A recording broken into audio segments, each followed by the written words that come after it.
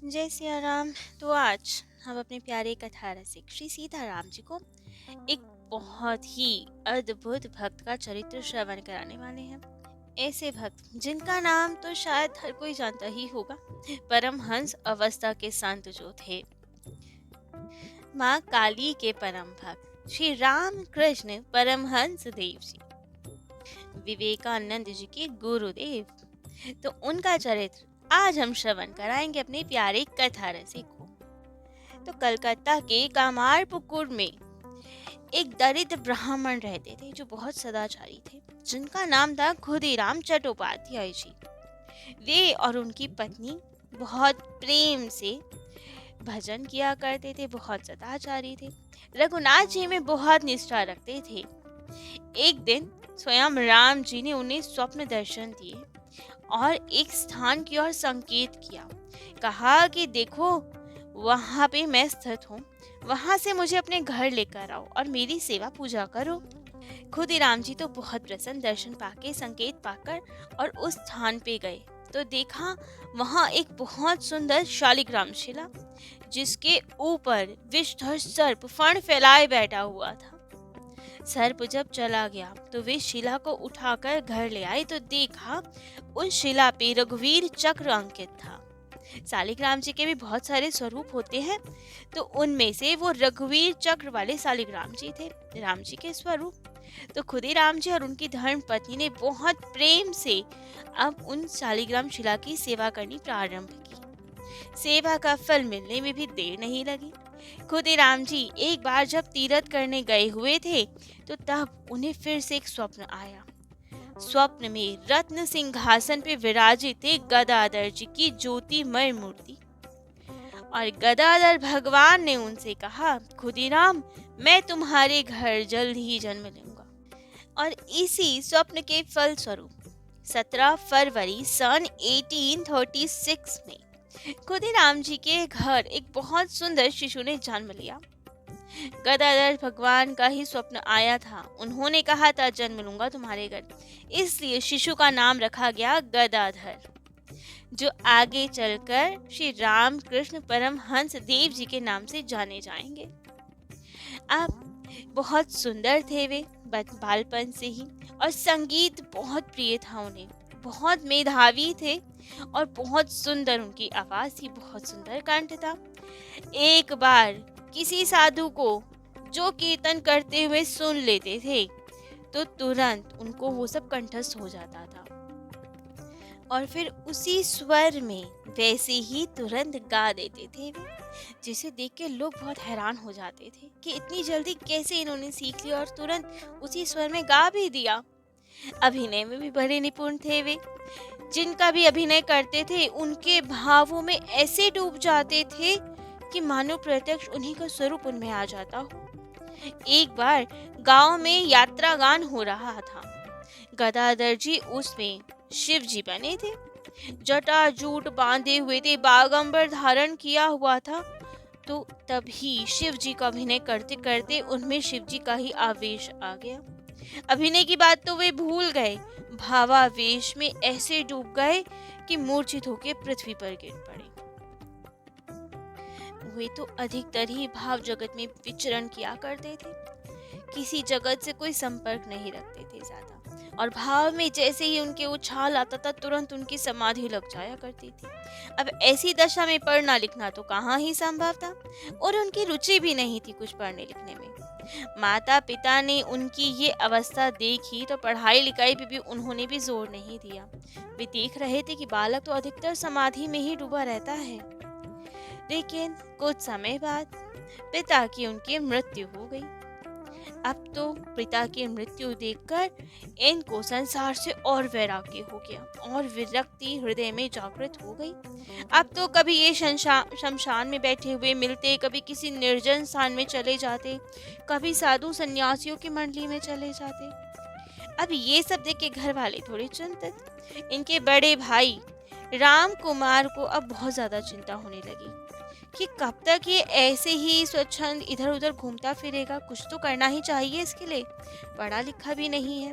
लेकिन फिर यही सोचा कि ब्राह्मण बालक है तो कहीं सेवा पूजा का अवसर तो मिल ही जाएगा, किसी मंदिर में लग जाएगा। तो इसलिए उनके बड़े भाई राम कुमार उनको लेकर कलकत्ता आ गए। उस समय परमहंस जी की आयु थी 17 वर्ष। और वहां आए तो उन्हें पता चला कि दक्षिणेश्वर में रानी रासमणि जी ने एक काली माता का मंदिर बनवाया है नया, और वहां पे पुरोहित की आवश्यकता है। तो परमहंस जी के बड़े भाई राजकुमार ने वहां पुरोहित कर्म ग्रहण किया और उन्हें वहां पुरोहित रख लिया गया।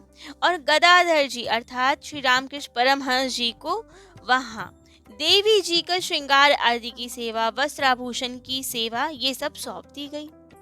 कुछ दिन बाद उन्हें वहां उस मंदिर का पुजारी बना दिया गया। अब तो इन्हें बहुत आनंद आए, इनकी सेवा आदि करें, लेकिन शक्ति दीक्षा के बगैर देवी पूजा का कर्म विधि पूर्वक नहीं किया जा सकता था।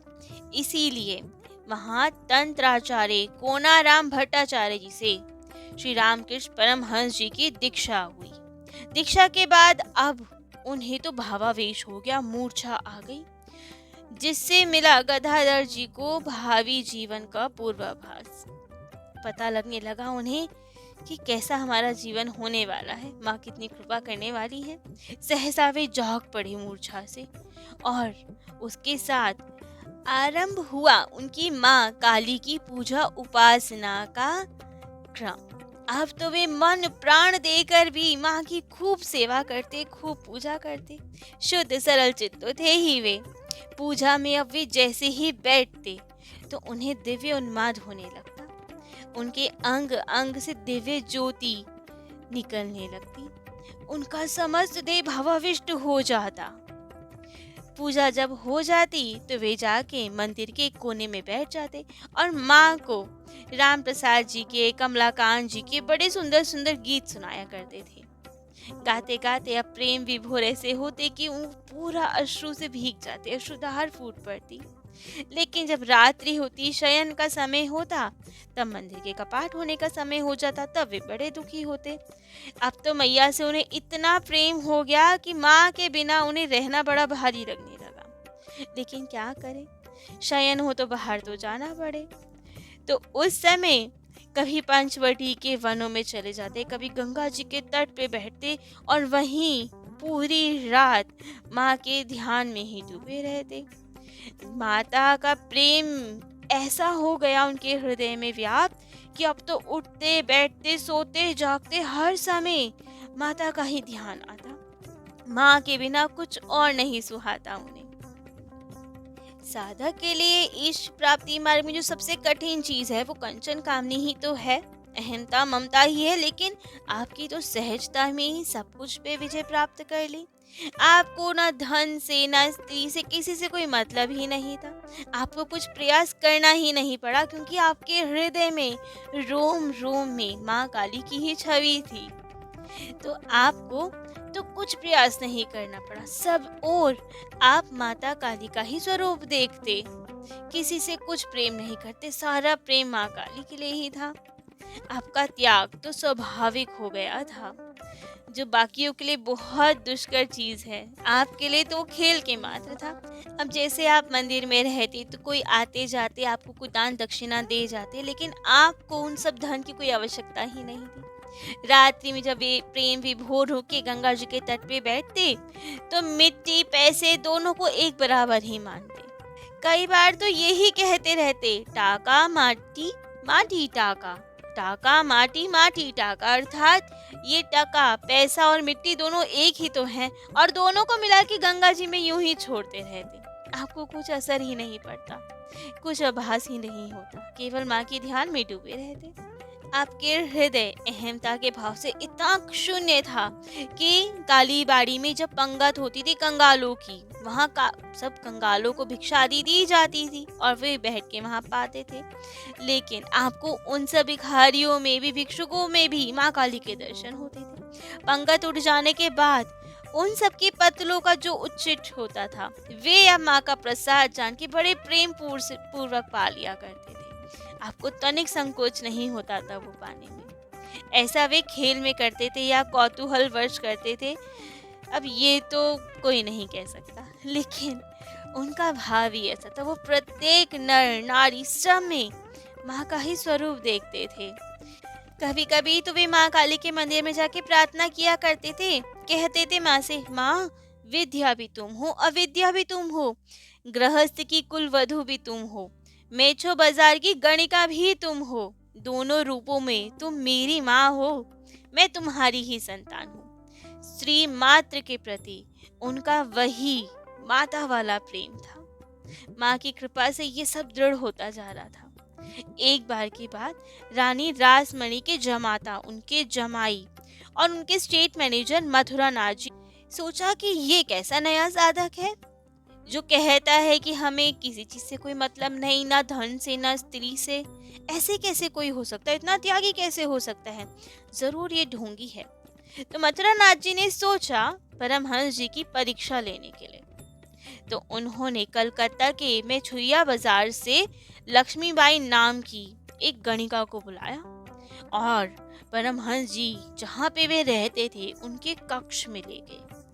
उसने वहां पे 15-16 युवतियों को भेजा और जब आप शयन करने ही वाले थे तब उन सब स्त्रियों को कमरे के अंदर बंद कर दिया।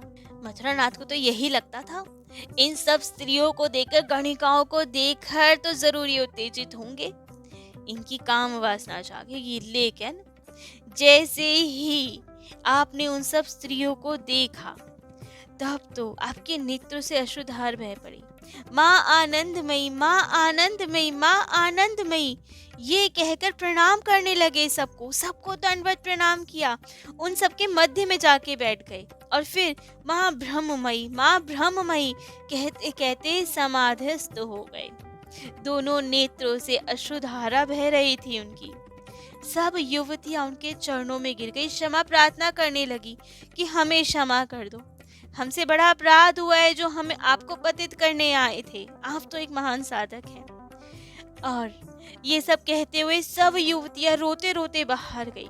मथुरा बाबू ये सब देख रहे थे, वे सोच में पड़ गए कि ये कैसे साधक हैं, ऐसी युवतियों को देखकर भी जिनका मन नहीं मचला। बहुत लज्जित हुए और उसी दिन से मथुरा नाथ जी ने अपने मन प्राण सब रामकृष्ण परमहंस जी को समर्पित कर दिए। लेकिन अब धीरे धीरे परमहंस जी का प्रेम माँ के प्रति ऐसा बढ़ता गया, माँ के दर्शनों की लालसा ऐसी बढ़ने लगी कि अब हर समय व्याकुलता रहती। अब वे कातर स्वर में रो रो कर बार बार माँ को पुकारते, कहते, माँ क्या तुम मेरी पुकार नहीं सुनोगी? जिस प्रकार तुमने राम प्रसाद को दर्शन दिए क्या मुझे नहीं दोगी? रोने गाने का कोई असर नहीं पड़ता तुम्हें? लेकिन माँ ने कोई उत्तर नहीं दिया और ये देखकर आपके हृदय की ज्वाला तो और बढ़ने लगी। अब मन में यही आए, जिसके लिए रो रो कर दिन रात एक कर दिए, जिनके चरणों में मैंने अपना तन मन प्राण सब न्यौछावर कर दिया, यदि वे अभी भी निष्ठुर ही बनी हुई है तो जीवन का लाभ क्या है? जैसे जीना वैसे ही मरना है तो ठीक है, क्यों ही रखे अपने प्राण।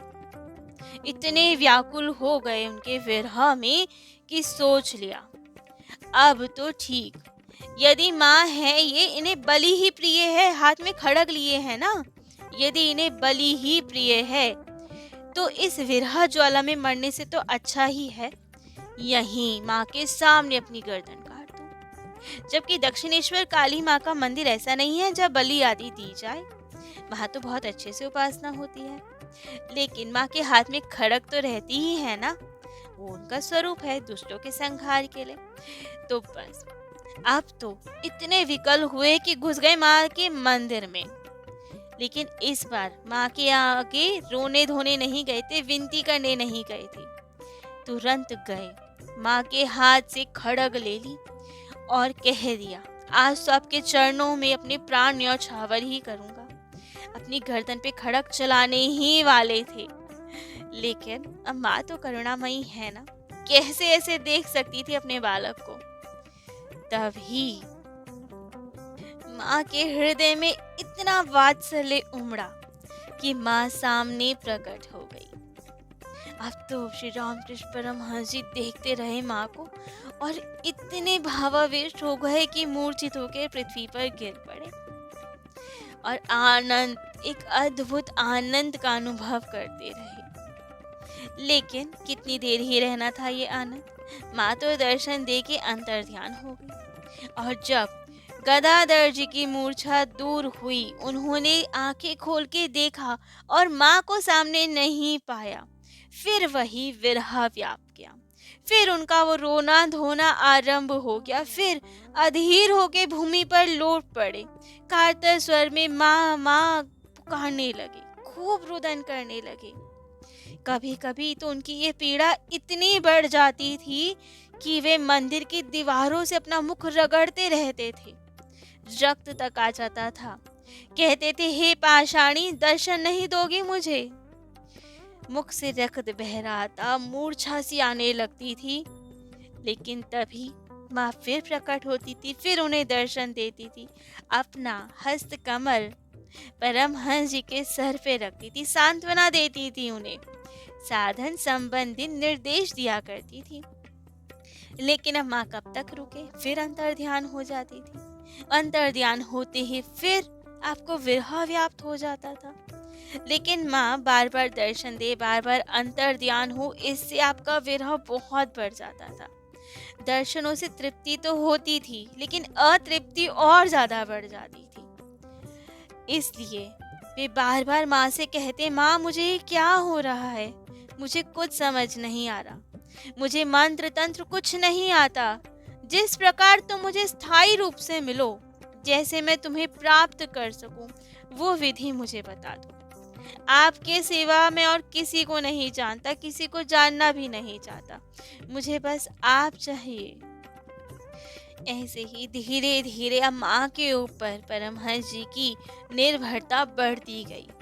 माँ की कृपा दृष्टि भी लेकिन उस प्रकार बढ़ती गई। जितने ये व्याकुल होते, माँ भी उतनी बार दर्शन देती। आगे पूजा या ध्यान के समय अब तो आपको माँ के प्रत्यक्ष दर्शन हुआ करते थे। जहाँ आप जाएं, जहाँ आप देखें, माँ ही दिखती। अब हर समय माँ उनके साथ रहने लगी, उनसे वार्तालाप करने लगी, खास परिहास होने लगा मैया के साथ। मंदिर में, मंदिर के बाहर, बगीचे में अब तो परमहंस जी जहाँ जाते अपने साथ अपनी माता को पाते। अब मंदिर में पूजित वो देवी केवल एक प्रतिमा नहीं रही, अब तो वे साक्षात हो गई थी आपके लिए, सजीव हो गई थी, सचला हो गई थी वे। और गदाधर भी अर्थात परमहंस जी भी कौतूहलवश कभी उनकी नाक के सामने हाथ रखते तो उन्हें उनकी श्वास प्रश्वास अनुभव होती। कभी वे अपने कमरे में होते तो मैया की पायल की झनकार सुनते। कभी लगता मेरी आनंदमयी माँ एक छोटी सी लड़की के समान छमछम करती हुई मंदिर से बाहर जा रही है, भीतर आ रही है, ऊपर जा रही है, नीचे आ रही है, कभी यहाँ जा रही है, कभी वहाँ जा रही है। कभी कभी वे साक्षात देखते कि मंदिर की छत पर मैया जाकर गंगा मैया की शोभा निहार रही है। वे विशेष रूप से इस बात का ध्यान देकर देखते कि आते जाते समय मैया की परछाई फर्श पे नहीं पड़ती। मतलब मैया प्रत्यक्ष है, हमारा भ्रम नहीं है, सच में मैया यहाँ वहाँ जा रही है। कभी कभी तो माँ ऐसी लीला करती, माँ को इतनी जोर की भूख लगती कि भोग निवेदन होने से पहले ही आरोगना आरंभ कर देती। परमहंसी कहते, अरे मैया रुको तो सही, मंत्र तो पढ़ने दो, उसके बाद तो पाएंगे। लेकिन माँ को बहुत तेज भूख लगती। नहीं पुत्र, जल्दी लेकर आओ, बहुत भूख लग रही है। तब तो परमहंसी विपत्ति में पड़ जाते कि अरे क्या करूं जी, ठीक तरह से विधि के अनुसार पवाऊं कि पवा दूं। वे कहते बार बार, माँ रुको रुको, मंत्र तो पढ़ लेने दो। पर माँ को इतना धैर्य कहाँ जो सुनती, माँ तो तुरंत पाने लगती। परमहंस जी के प्रति माँ के प्रेम ने उन्हें अब तो पागल बना दिया। पागलपन में उनका पूजा संबंधित विधि निषेध का पालन करना ही असंभव हो गया। माँ ऐसी ऐसी लीला करती कि वे कुछ नहीं कर पाते। भाव में वे कब क्या कर जाते इसका पता उन्हें भी नहीं रहता। कभी कभी वे माँ की सेवा के लिए लाए गए पुष्पों को अपने ऊपर ही चढ़ा लेते और फिर उन्हीं को फिर से माँ के ऊपर चढ़ा देते। माँ से एक आत्मता इतनी घनिष्ठ हो गई कि माँ में और उनमें कोई भेद ही नहीं रह गया। कभी कभी माँ के सिंहासन पे पैर रख के चढ़ जाते और प्यार से माँ की चिबुक का स्पर्श करके उनकी थोड़ी पकड़ के बड़े प्रेम से उनसे बातें किया करते। कभी कभी उन्हें अपने हाथ से पवाते। कभी कभी तो कहते सुना गया उन्हें, अरे माँ ये क्या कह रही हो आप, पहले मैं कैसे खा लूं। लेकिन माँ जिद करती तो कहते अच्छा ठीक है मैं खा लेता हूँ, और स्वयं पहले भोग पा लेते और उसके बाद अपना उच्छिष्ट माँ के मुंह में देते। माँ पुत्र में भेद थोड़ी है, माँ तो पुत्र का झूठा खा सकती है। तो वही भाव था यहाँ माँ पुत्र के बीच। लेकिन ये वाली लीला किसी दिन मंदिर के किसी कर्मचारी ने देख ली।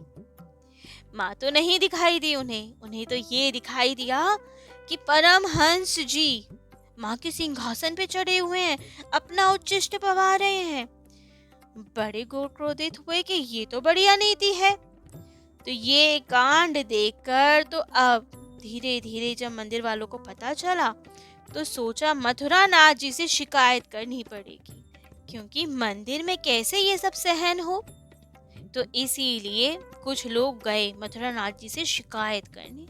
लेकिन मथुरा नाथ जी तो पहले ही आपके प्रभाव को देख चुके थे, वे तो अपने प्राण मन न्यौछावर कर ही चुके थे आप पर। लेकिन फिर भी मंदिर में क्या ये अनीति वे सहन करेंगे, या रामकृष्ण परमहंस जी के भाव को समझेंगे, सपोर्ट करेंगे उन्हें। होता क्या है ये सब हम अपने प्यारे कथा रसिक श्री सीताराम जी को कल श्रवण कराएंगे। आजकल इतना ही। जय जय श्री सीताराम।